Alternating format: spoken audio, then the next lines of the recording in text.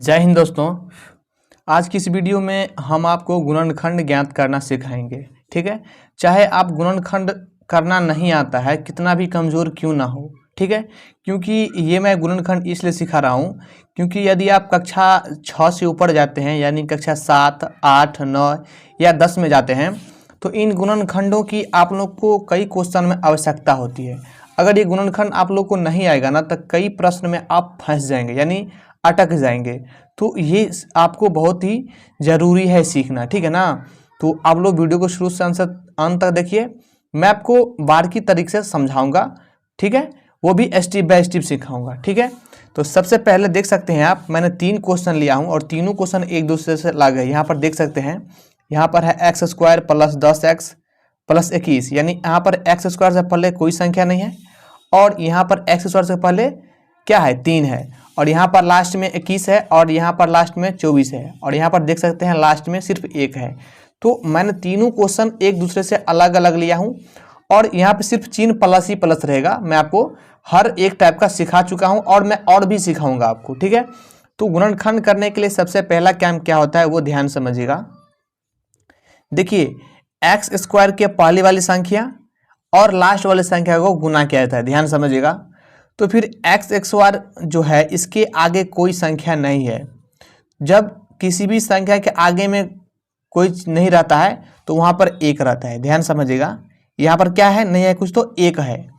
और तो जब हम आपको बताए हैं कि x² के पहले वाली संख्या और लास्ट वाली संख्या को गुना किया जाता है, तो फिर हम इस 21 को 1 से गुना करेंगे, ध्यान समझिएगा।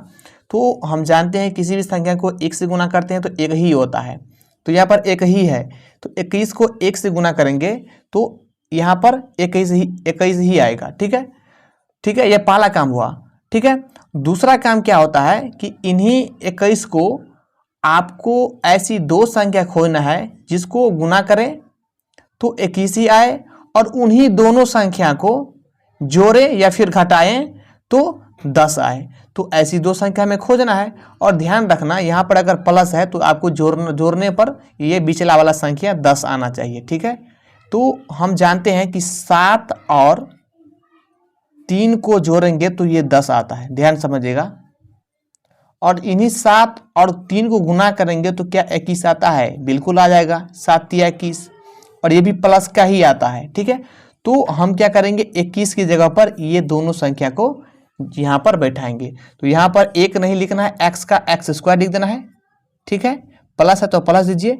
यहाँ पर 10 है ना, 10 की जगह पर क्या लिखेंगे हम, सॉरी यहाँ पर 21 नहीं, यहाँ पर 10 की जगह पर ये लिखेंगे हम। ठीक है, तो यहाँ पर लिखेंगे 7, x लगा है तो x लगाइए, फिर यहाँ पर कितना लगा है, 3, तो 3, यहाँ पर भी x लगा क्योंकि 7 और 3 को जोड़ेंगे तो 10 ही आएगा, और इन्हीं 7 3 को गुना करेंगे तो ये 21 आएगा। ठीक है, अब यहाँ पर देखिए आप 4 पद हो गया, देख सकते हैं यहाँ पर 1 2 3 4, चारों पदों को आपको जोड़ा लगाना होता है। ठीक है, एक जोड़ा यहाँ से हो गया, ठीक है, ये जोड़ा हो गया आपका, एक जोड़ा यहाँ से हो गया। ठीक है, अब ध्यान समझिएगा, इनको हम आपको विस्तार रूप से बनाकर समझाते हैं ताकि आप अच्छे समझेंगे। ध्यान समझिएगा, यहाँ पर x² है, इसका मतलब ये होता है कि x गुने x है। ठीक है, फिर यहाँ प्लस है तो प्लस दीजिए। अब देखिए यहाँ पर 7x है तो इसको हम 7 गुना x लिख सकते हैं। ठीक है, फिर इसके बाद प्लस है तो प्लस दीजिए। ठीक है, यहाँ पर 3x है तो इसको हम 3 गुना x लिख सकते हैं। ठीक है, और इसको भी आप तोड़ सकते हैं, 3 गुने 7, क्योंकि 3 7 21 होता है। अब देखिए एक जोड़ा ये हो गया, एक पेयर ये हो गया, एक पेयर ये हो गया, एक पेयर आपको जोड़ा लगाना है इस प्रकार से और इसको इस प्रकार से। अब इसका कॉमन लेंगे। कॉमन क्या होता है, ध्यान समझिएगा। कॉमन का मतलब होता है कि ऐसी संख्या जो दोनों में उपस्थित हो। ठीक है, तो जो दोनों मिलेगा वो कोष्टक के बाहर लिखेंगे, जो संख्या नहीं मिलेगा वो कोष्टक के अंदर लिखेंगे। ध्यान समझिएगा, मैं फिर से बोल देता हूँ, जो संख्या दोनों मिलेगा वो कोष्टक के बाहर लिखेंगे, जो संख्या दोनों में नहीं मिलेगा वो कोष्टक के अंदर लिखेंगे। जैसे कि यहाँ पर देख सकते हैं आप, मैं आपको समझाता हूँ। यहाँ पर x यहाँ पर भी है, ठीक है, और x यहाँ पर भी है, ध्यान समझिएगा। तो x दोनों मिल रहा है तो x बाहर आ जाएगा। मैं अभी आपको बताया हूँ कि जो संख्या मिलेगा को वो कोष्टक के बाहर आ जाएगा, और यहाँ पर सिर्फ क्या बचेगा, x और प्लस का 7, तो 7 दे दिए हम। फिर यहाँ प्लस है तो प्लस दीजिए। आप इन दोनों में खोजिए ऐसी कौन संख्या आपको दोनों में मिल रहा है। तो ये आपको 3 मिल रहा है, ठीक है, और ये भी 3 मिल रहा है। तो यहाँ पर 3 बाहर आ जाएगा और यहाँ पर बचेगा x, और यहाँ प्लस है प्लस, और ये बचेगा 7। और एक चीज़ इसमें आपको ध्यान रखने वाली बात है कि जो कोष्टक के अंदर यहाँ मिलेगा जो संख्या, वही यहाँ पर भी मिलना चाहिए। अगर नहीं मिलेगा तो आपका गुणनखंड गलत हुआ है, ठीक है। और यहाँ पर प्लस है तो यहाँ पर भी प्लस आना चाहिए, तभी आपका सही होगा, ठीक है। तो यहाँ पर जो 2 बार है यहाँ पर देख सकते हैं, उसे एक बार लिखिए, यानी x प्लस 7, और यहाँ है x तो x लिखिए, और यहाँ का प्लस का 3 है तो प्लस का 3 दीजिए, और इसको भी ब्रैकेट कर दीजिए। ये आप लोग ध्यान रखिएगा, इसको आप जो लिखे हैं x प्लस 3 बाद में, इसको आप पहले भी लिख सकते हैं, और x प्लस 7 इसको बाद में लिख सकते हैं। यही इसका आंसर हो गया, ठीक है। तो इसी प्रकार से हम इन प्रश्नों को भी हल कर लेते हैं। तो यहाँ पर हमने क्या बोला था कि x² के पहली वाली संख्या और अंत वाली संख्या गुना किया था। तो x² के पहले वाली संख्या कितनी है, यहाँ पर 3 है और यहाँ पर 24 है, तो इन दोनों को गुना करेंगे। तो 24 को हम 3 से गुना करेंगे तो ये आता है आपका 72। ध्यान समझिएगा। अब 72 का हम क्या करेंगे, तो गुणनखंड करेंगे, और इन्हीं दोनों संख्या, इन्हीं गुणनखंड में से ऐसी 2 संख्या खोजना है जिसे हम गुना करें तो 72 आए, और उन्हीं दोनों संख्या को जोड़ें तो 17 आए, ठीक है। तो हम इसको कर लेते हैं। तो हम इसको गुणनखंड कर लेते हैं। तो 36 दूना ये 72 आता है, और 18 दूना 36 आता है, और 2 नमा 18 आता है, और 3 तिहाई 9। तो हम आपको समझाते हैं, अगर 3 को 3 से गुना करें तो ये 9 आता है, ध्यान समझिएगा। और 2 दूनी 4, 4 दूनी 8, ठीक है। तो 9 गुने 8, 9 8 कितना आता है, ये 72 आ जाता है, ध्यान समझिएगा।